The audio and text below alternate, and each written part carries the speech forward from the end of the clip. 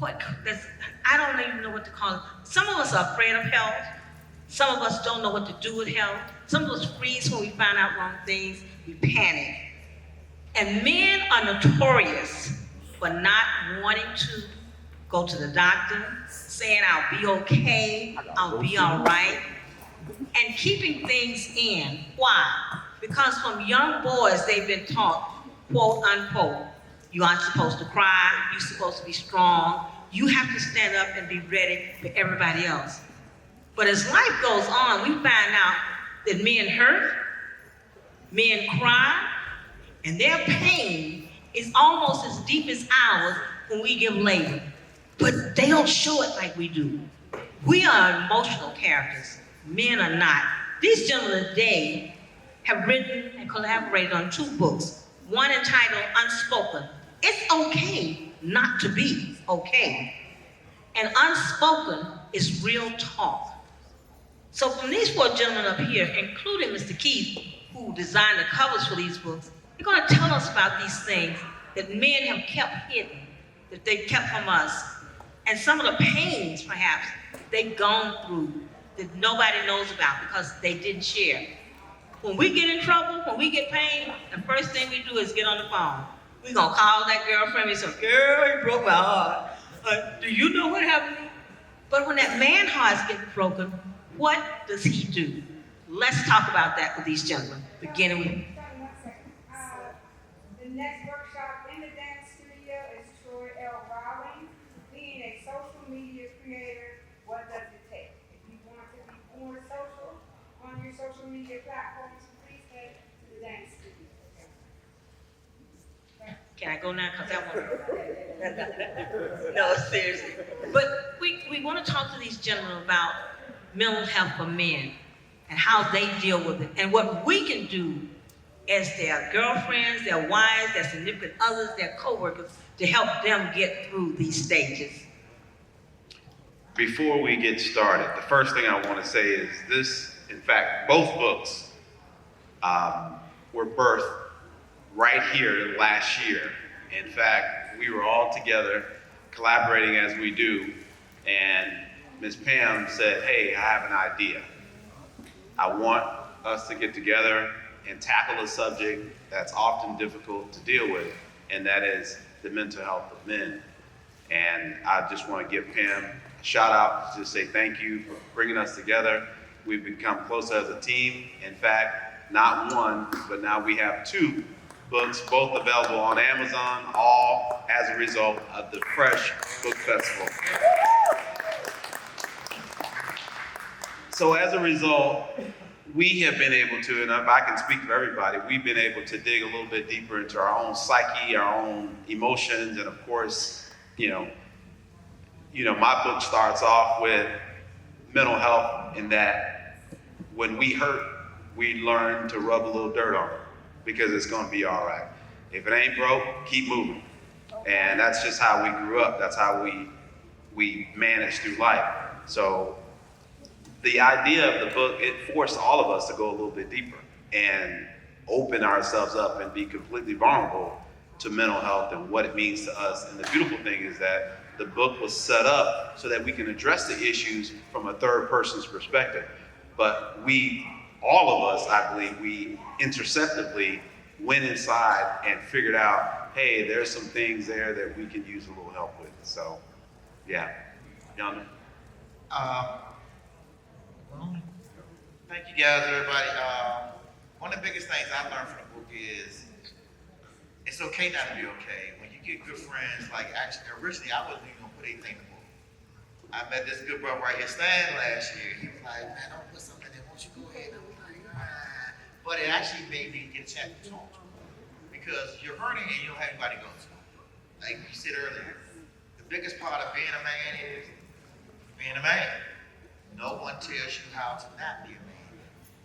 It's not okay to cry. It's man up. We've been told this since slavery, right? Man up, do this, do this, do this. And we're never told it's okay. And then men don't have safe spots. Women have safe spots. You call your girlfriend, you call your mama, you call, y'all got girlfriends y'all have for years. Most men don't have men that have been their friends for years. We have different circles, especially if you get educated, whatever you do, you're in a different circle. Whatever you do, your circle is different. And most times your circle don't look like you. Say that. So you can't even share this.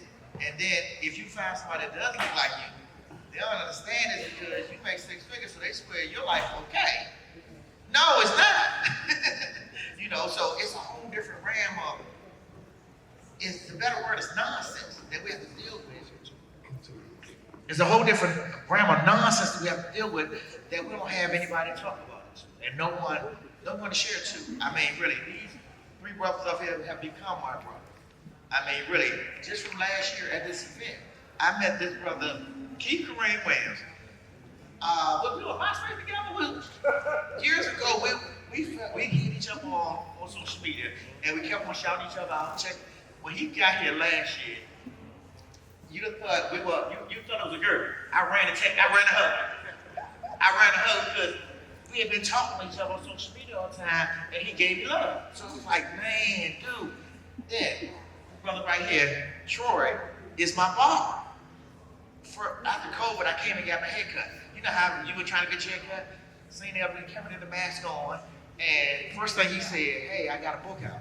You got a book out? You know, book people relate. You know, oh man. Now this brother right here, Stan. I met Stan last year. Stan is now my insurance agent, and insures my son and our cars. And we all catch bases. I see Troy going out there, right? And Troy did out there, and Troy cut my hair today. But man, Stan talked to each other, man, having a fight. Me and Kareem always hit each other. We sat outside, smoke a cigar. I used to smoke a cigar in New York. And we talked 3 hours one night. So that's the biggest thing about what this has done. It's given me more brothers in. I had an issue a couple weeks ago with my wife. I text Stan. He said, give a bro a call. Called her, he's like, boom, boom, boom, boom. I was like, woo. But I ain't go out to hurt myself. I ain't go out to drink. I ain't go out to smoke. I ain't go out to womanize. I talk to a man, talk back to him.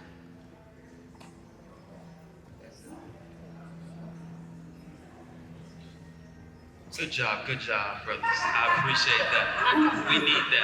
We need that. So first thing I want to do is I want to thank the festival. I want to thank everyone here in the room, everyone on stage, and let you know that we're thankful as men to have the support because we go through so much to whereas our mental health gets challenged a lot of times. I would say it was a pleasure to be a part of this collaboration with both books of the unspoken. I would say my opinion about this whole mental health thing, we all know, and I'm gonna be hard on us for a minute, we all know that us as men, we have challenging issues with ego, pride, and effective communication. And ego, pride, and effective communication. I just say there's psychological trauma issues that we deal with as men. And sometimes we don't know how to vent when the temperatures rise. We don't know how to vent sometimes. And like Yonder was saying, it's not like we wake up knowing that we're gonna face the challenges and know offhand exactly who we're gonna call once we're challenged or we're tested. So it's important to be able to be a part of a collaboration to educate others, whoever read the book, to know that there's other people in the world that are experiencing what they're experiencing.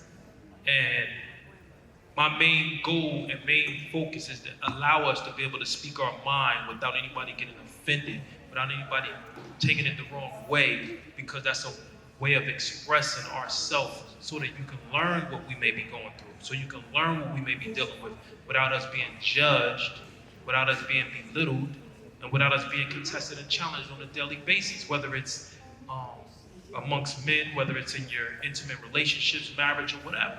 Because we go out in the world and we deal with so many challenges that we face that we turn to ourselves and hold it in. And sometimes holding it in, you have a lot of us that we reach a level in life where we're not strong enough to deal with it, and we turn to things that are not healthy for us to proceed and grow as men. So knowing that people in the world exist that are experiencing what you're experiencing, going through what you're going through, and can have a way or some options to be able to deal with it if they don't have anybody. I think books like this is important that it can bring together that type of positive energy to know how to positively vent without hurting yourself. And that's what I share as far as my viewpoint. Um, Speaking of mental health and even talking about my own mental health, I want to thank Miss Donna. I don't know how you discovered me. I'm glad you found me. But, you know, as you guys know, I'm a full-time author. I'm sure all the authors in the room can attest it's not easy to make a living doing this. It's difficult, it's stressful. So, Donna, thank you for the invite year after year. You know, this is my mental break where I get a break, right? And in terms of like the story in the book and also some of my other work, as men and as humans, we all are seeking a safe space. Somewhere where we could fail, we could express that we're failing and not be judged, abandoned, anyone have people turn their backs on you. That's what we want. That's why we keep so much inside, because you don't want to express that, you know what? I'm worried about this. Because in your mind, there's a ripple effect. If I'm worried, my wife is worried. My kids are worried. So you hold all of it in, and that's why you see sometimes you'll see a man break and snap, because you can only do that but for so long. So it's important to have people around that you can consider a safe space. In brotherhood, sisterhood, relationships, companionships, because we're not perfect. We make mistakes. And there's times where we need grace. So I think that's what we all try to express in these stories that we wrote for this book.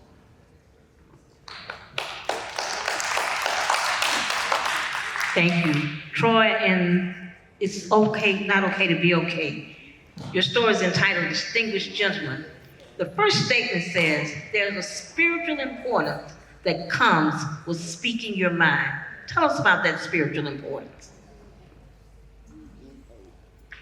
So that spiritual importance is, being able to vent positively. So it's quick for some of us as people to vent with negative energy. We turn to things that are not good for us. We turn to things that that hurt us, that are harmful. We close ourselves in, form a shell around us. And when you have that spiritual importance, being connected to a higher force, knowing that, at the end of the day, when there's nobody, there's somebody, there's something.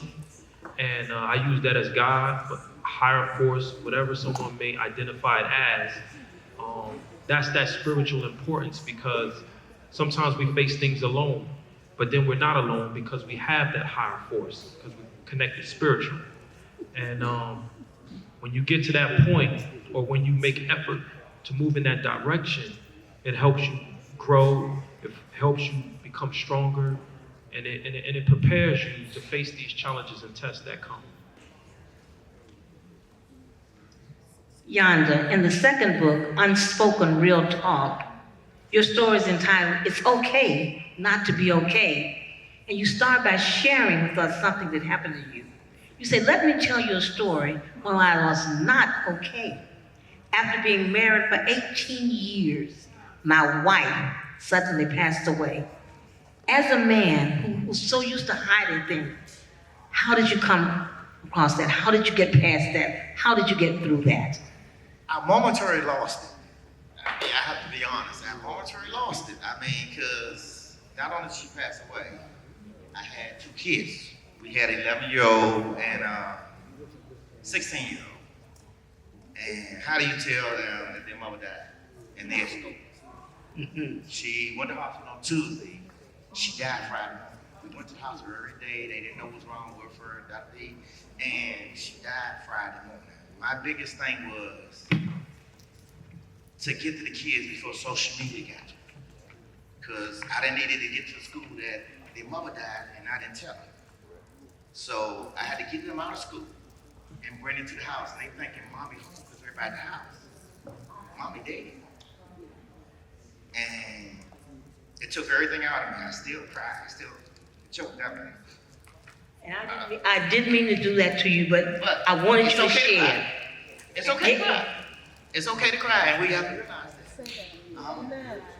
I still get choked up now because it's been 10 years now. And they're good kids. We've been in therapy, I'm still in therapy now.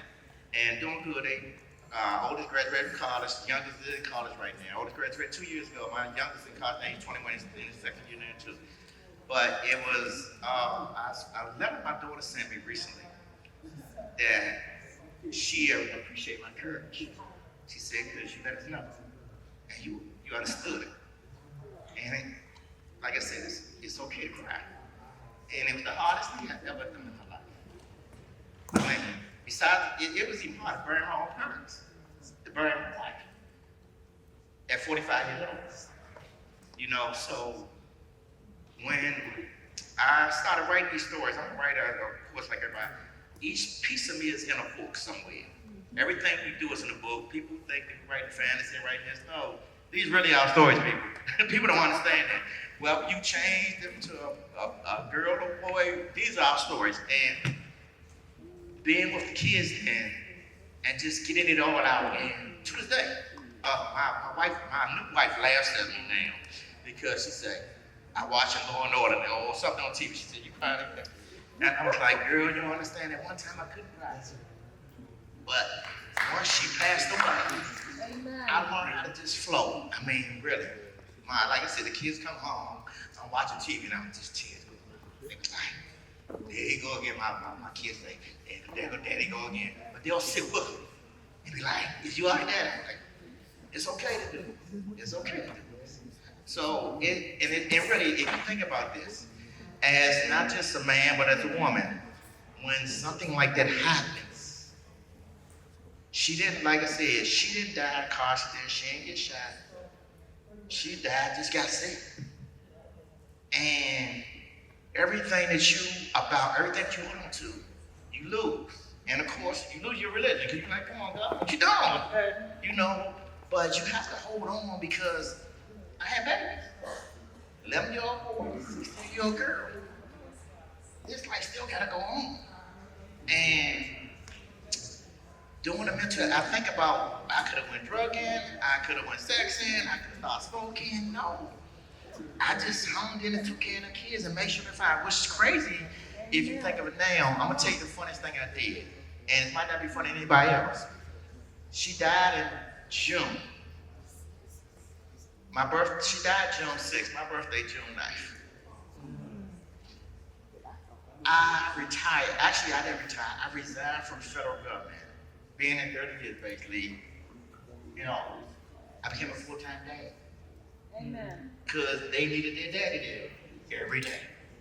We was already together, but I became a full-time dad. I was like, hey, at one time, somebody drop off his sock and somebody would pick up. No. I'm dropping off and pick up. Only thing I can't do is have. But she went to the farm. Everything that had to go on life still went on. Because life still had to go on. Like I said, she went to prom, he went to prom, everything dressed, everything that had to happen. They went to college. Everything that still had to happen, that you planned to happen, still has to happen.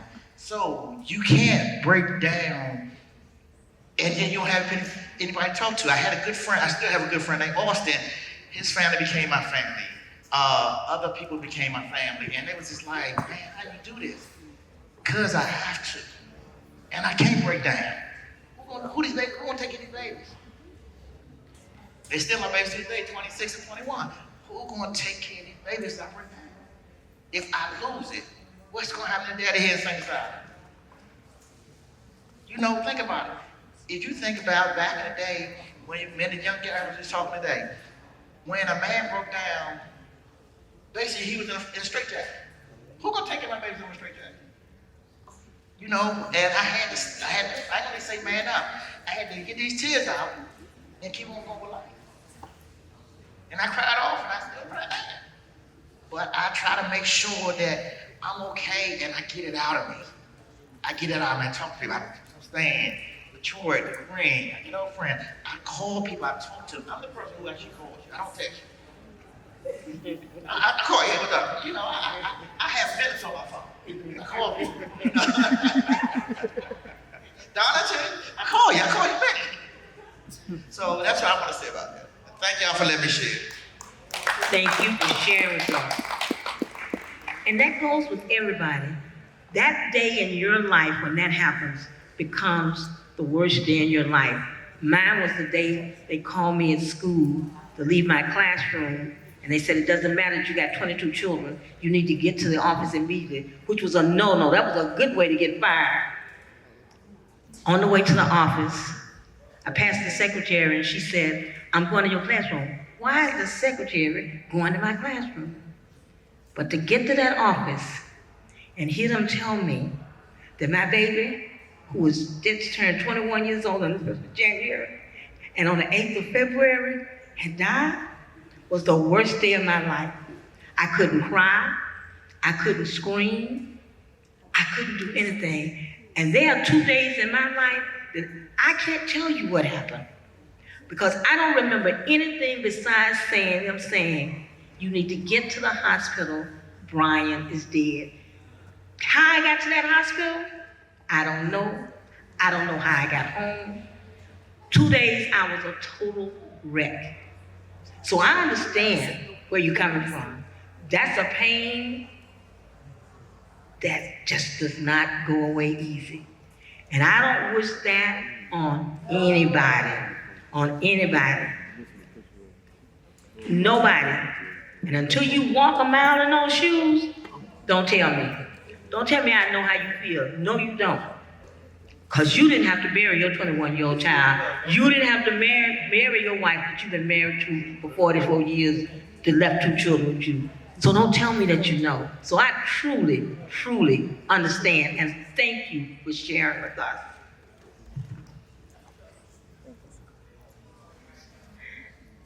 Stan, the tool to ultimate manipulation.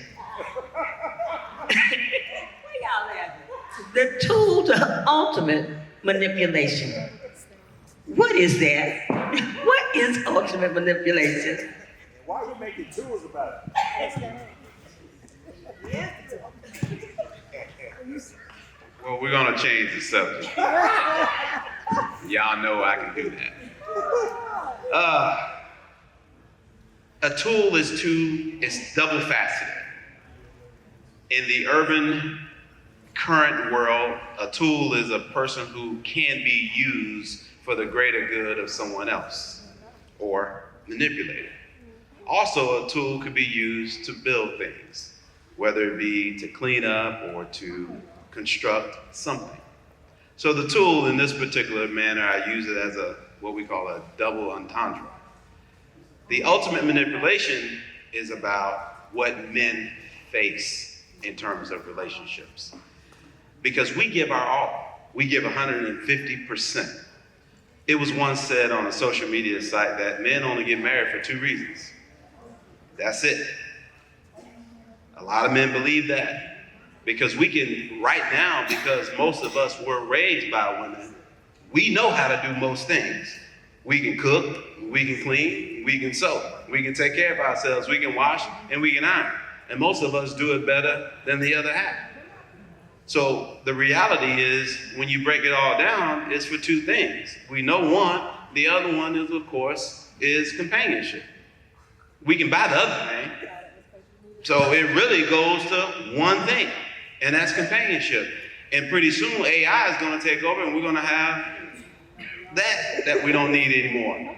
But the ultimate manipulation boils down to one thing, and that is when a man gives his all, because there's really nothing else for a man to receive in that marriage or in that relationship, and he is deceived, he will feel 100% devastated. And I found that most men never recover. And this book opens the door, it sheds a little light on how men can come out of that and how they can be 100 again. because I see too many men existing and not living. And I've watched our communities and our families break down as a result of men not being there because they're too damn scared to go back in that hot ass kitchen. Come on. Okay? Because that y'all make that kitchen hot. Because a man, once he's burned once, it's very hard for him to do it again. Very, very difficult for him to do it because he has to rationalize why he's doing it and the consequences of him doing it once again. So there you go. Keith, you designed the covers for both of these books. Now, some of us as readers are what we call coverholics. We'll look at a cover and say, I read that book, I don't like the cover. Or we'll look at that cover and say, wow, I want to read that. You don't know what the subject is, you know who it is. How did you come up with these two covers based on the stories that these men had written? Well, I did the second. So what I did is I wanted to do something that still, you keep the two connected, where they're not overly dissimilar, but that dark half, I felt was like the shadow things that we don't speak about, the things that we keep to ourselves. And I read the other stories and I felt it was the same sentiment running throughout the stories. And it even influenced, I did the cover before I wrote my story for the anthology. And in that story, I wrote probably about one of the scariest thoughts I ever had within myself, where I always thought myself as being strong-willed. I've always been strong-willed, stubborn, I'll figure it out. That's what you're taught. You soldier through whatever. So I'm not gonna tell y'all what it is because y'all gotta get the book. But when you see what the character went through and you see his story and what ran through his mind in that moment, you see what pressure can do to a person. Gentlemen, thank you for sharing. I know you are all authors and you all have something else coming that's not a collaboration. So before we leave, tell us what you have coming next and when can we expect your next book? Let's start on the end with you, Keith, and work our way down. All right, so hopefully some of y'all know how I get down when I write erotica, right? Right, y'all know what it is, right? So, and then some of you know what I do when I write thrillers, right? Okay. So I have a book coming out titled Wildflowers and Bullets, where it's sexy and dangerous. And in terms of the eroticism, I had to take it up another level. Because I had a reader kind of say something to me, and I was like, oh, you really want that work? All right, I got you. So that should be out by the end of March. So Wildflowers and Bullets. If y'all don't follow me on social media, just either Google @ReamAfterDark or Keith Kareem Williams. The cover's all over the place. Y'all will see what I'm talking about. So that's what's next. Yes. Once again, I'm Troy Legette. So I have 2 poetry books of the genre that I started with. Right now, my next books that I'm working on, I got 3 in the making. One is another poetry book, which will be my 3rd. I do not have a name for it right now. And then I have 2 memoirs that I'm working on. One is called Biased Opinion, and the other one is going to be, I don't have a name for it yet, but it's going to be about me as an entrepreneur with my first business as a barber. My name is Yonder, and I write 5 genres now. I think Keith write 10. I write 5 of them now, and I done wrote a little bit stuff I've been writing devotional. I got murder mystery. I got blackness, mental health. I'm a poet, but my heart is in erotica. So I have 5 erotic books out now. What I do is taboo 1, 2, 3, 4, 5. 6 has been at the editor for a while. I just haven't decided what the front cover gonna be. So my next book is gonna be what I do is taboo part 6. Yeah. Part 6. So I have been blessed to be a part of another anthology. So Janice, thank you very much. And I'm working on two, The Ultimate Manipulation Part 2. And it was supposed to be out, ladies and gentlemen, by this year, but I decided to, someone said it best, the best investment is the investment in yourself. So I do have an announcement to make. Yours truly is now an agent in not one state, which is the great state of Florida, but I'm also an agent in North Carolina, South Carolina, and the state of Georgia as well. So needless to say, that took a lot of time away from me. I think I'll be okay, but if you don't see me first thing in the morning, know that I'm in the office because I have people to take care of. But as a result of this book festival, I just have to thank Donna again and thank this beautiful, beautiful Mama Toni right here who inspires me every single day, and each and every one of you, because there was another idea, and I think I keep messing her name up. Levita. Miss Levita gave me a roadmap to something I was thinking about. Everyone knows that I'm all about finance and improving the financial strength of our nation. So we're going to start with the basic, and she's going to help me with that. So those are the three projects that hopefully will be available next year here at the F.R.E.S.H Book Festival. Thank you. I'm one of those people who've been waiting on that second book and been bugging him. Every now and then he get an email or instant message. I'm just looking for my book. I ain't getting nothing in the mail today. But I love him. Before we end, are there any questions from the audience for any of these gentlemen? None? Okay. Yes, sir. Pertains to mental health for men. Do you guys recommend like doing any traveling? Any traveling in reference to mental health? Travel? Absolutely. I would concur. Yeah, Absolutely. because even yes, because sometimes it takes getting out of the environment. They say you're standing too close to the tree to see the forest. Go somewhere different. Maybe sometimes you need to change your pace. Maybe things are moving too fast. Maybe things moving too slow. Go somewhere different. Be around different people. I'm an advocate for finding my tribe. You don't fit everywhere, and that's all right. Right? You find your tribe and people that vibe with you. And sometimes those feelings or whatever you're going through, it'll make things easier because now you have a circle of people who you feel it. So that's why traveling is great.